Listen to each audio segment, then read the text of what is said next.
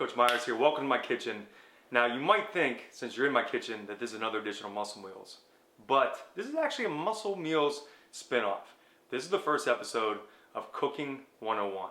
Now you know I've taught you all kinds of great recipes. Some maybe, kind of deluxe and complicated like my famous fish tacos. Some very simple like, maybe the quinoa bowl or, my ultimate grilled chicken and kind of everything in between. But I want to kind of just teach you guys some bare bones minimum basics of cooking that you can take and kind of apply in your life if you don't know anything about cooking. So it was kind of tough to think, what am I going to start with? What's the most crucial thing? And I just think, we as human beings, every day when we wake up, we need air, we need to breathe the oxygen, and we need coffee, if you're like me. So I'm going to teach you how to make the perfect cup of coffee.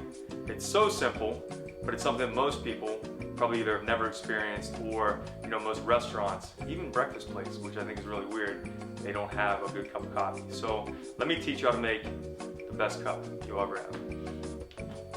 Now it starts with filtered water. We got a reverse osmosis here. Now obviously you can use tap water, but you're going to get a cleaner, purer taste if you use filtered water. Now you're probably looking at this teapot thinking, okay, what is this antique looking thing you got here? This is a gooseneck teapot. It's specifically for making a pour over cup, which is what I'm going to teach you how to make today. And check this out. It has a temperature gauge there on the top. Temperature gauge, I don't even know what they're called. Yeah, why not, right? Thermostat, thermometer, I don't know. So the key is, see that little green on there? That's the zone you want your water heat-wise for whenever you're making coffee. And if you notice, it's between like 195 and 205. Now water boils at 212. So I think most people, even when they do a pour over or they do a French press, their water is too hot. What happens is when your water is boiling, it is going to make the coffee taste more bitter. So you want to get it in that zone, that 195 to 205 degrees, so just short of boiling. If it's already boiling, like I said, your coffee's not going to taste its best. Now, if you don't have one of these and you're just boiling water regular, like in a regular tea kettle, whenever you start to see a little bit of steam, but it's not yet boiling, it's not rolling yet, this tea kettle's not whistling, that's when you know you're close enough. If you're just heating the water in the microwave, which you can do to make a pour over, heat it till it's boiling, then let it set, 3 or 4 minutes until it's completely flat and there's really no steam coming off of it, no boiling, and then that's going to give you the best temperature for the best cup. Now I used to have a carafe that was specifically for pour overs. It had a nice kind of like hourglass Betty Boop shape to it.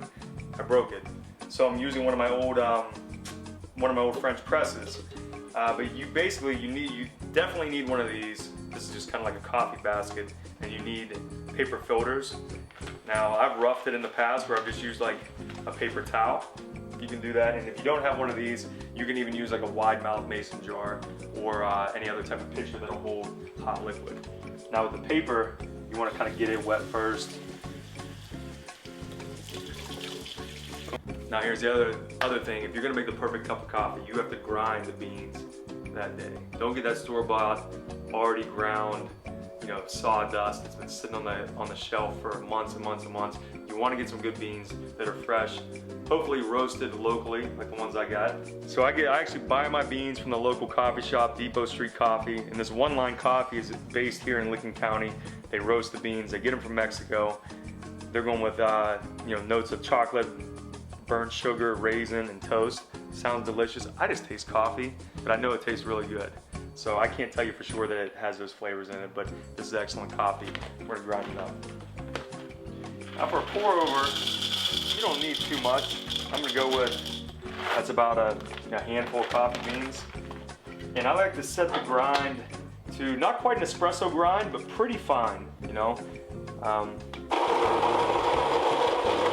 you got kids, they put stickers all over everything. Everything you own is going to have stickers on it. So if you don't have kids yet, you'll find out someday. Their sticker game is off the chain. Off the chain! That's about how much coffee you need. That's my precise handful of beans measurement. And then once our water is hot enough, but not yet boiling, we're going to carefully pour over and make the perfect cup. Now it's been scientifically proven when you're waiting for the water to heat up, if you stare at it, it takes 7 times as long. They've done studies on it. So as you notice, look, you can see the water is not boiling yet. We're getting right into that zone right there, you know, between 195 and 205. See the little green thing on there? We'll call that the green zone, maybe the G zone or the G spot of the thermometer. I don't know. What do you guys think about that? So the water's at the perfect temp, not boiling. Now here's the key. Circular motion as you pour.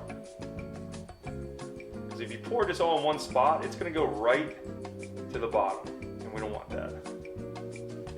We want it to brew the coffee, drip through super slow, and we want it to grab those notes of burnt sugar, cinnamon raisin toast, and everything else that they put on the bag. They say